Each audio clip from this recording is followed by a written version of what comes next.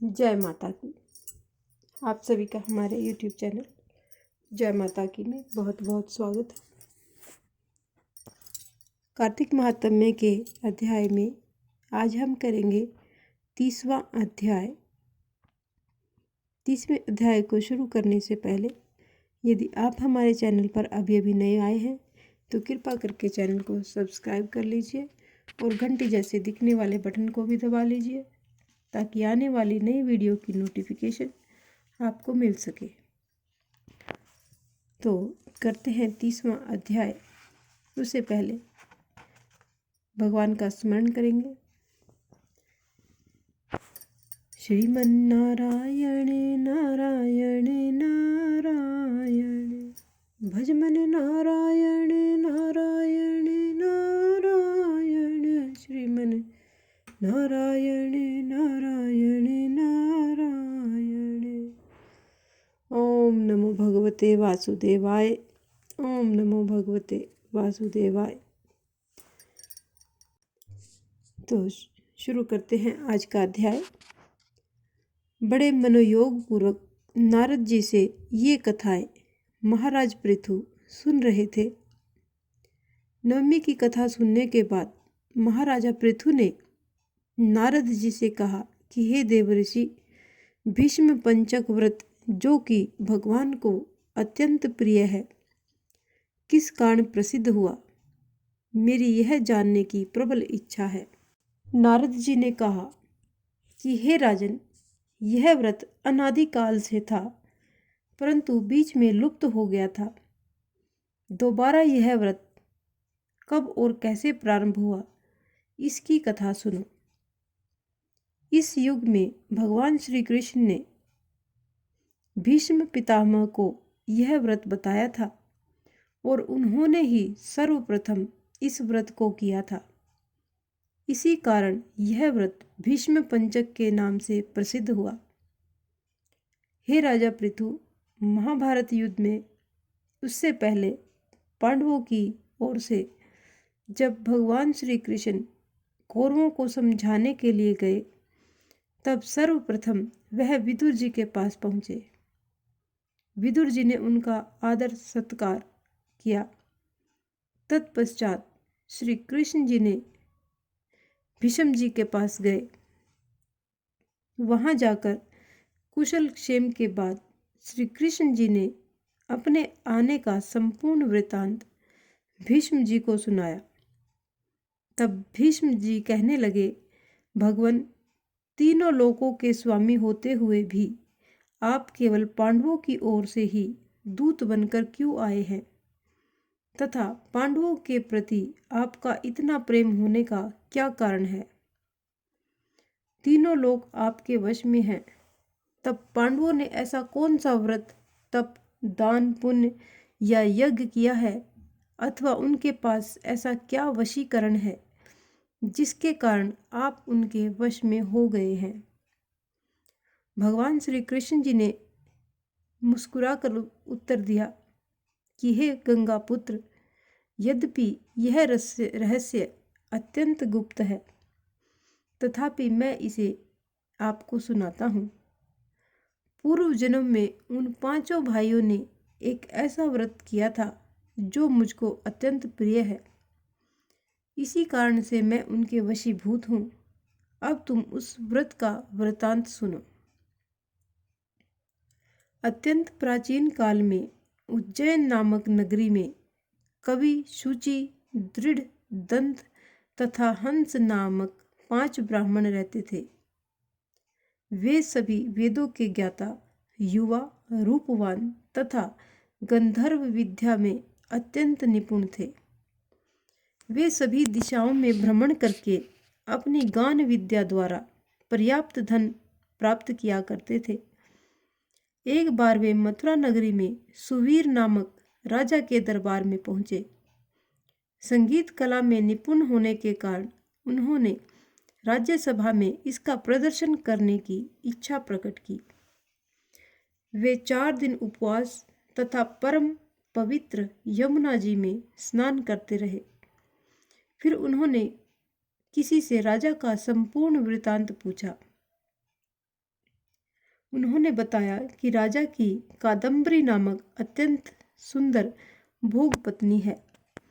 वह संगीत विद्या में निपुण, मधुर कंठी, नृत्य में अत्यंत प्रवीण, रूप लावण्य तथा यौवन में अद्वितीय है। वह प्रतिदिन राजा के सम्मुख एकांत में नृत्य तथा गायन करती है।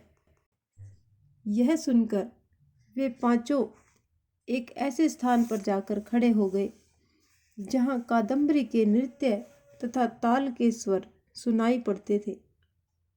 इसके बाद राजा के पास आने जाने वालों से कहने लगे, बड़े दुख की बात है कि आपके राजा के पास नृत्य कला जानने वाला कोई नहीं है। वीणा में तार बराबर नहीं है, 2 तार ढीले हैं तथा बाजे की धुन के अनुसार नृत्य भी शुद्ध नहीं है।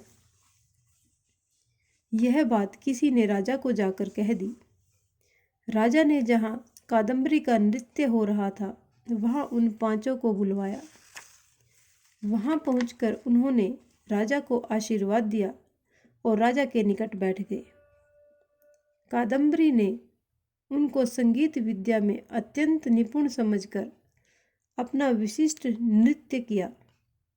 जब उसने चक्र में ताल दिया तो उन ब्राह्मणों ने उसको रोक दिया। उसने चक्र छोड़कर यथा योग्य ताल दिया, मगर चक्र खंडित नहीं किया। कादम्बरी के इस गुण और उसकी रूप माधुरी को देखकर पांचों उस पर मोहित हो गए। कादम्बरी भी उन पांचों को देखकर उन पर मोहित हो गई।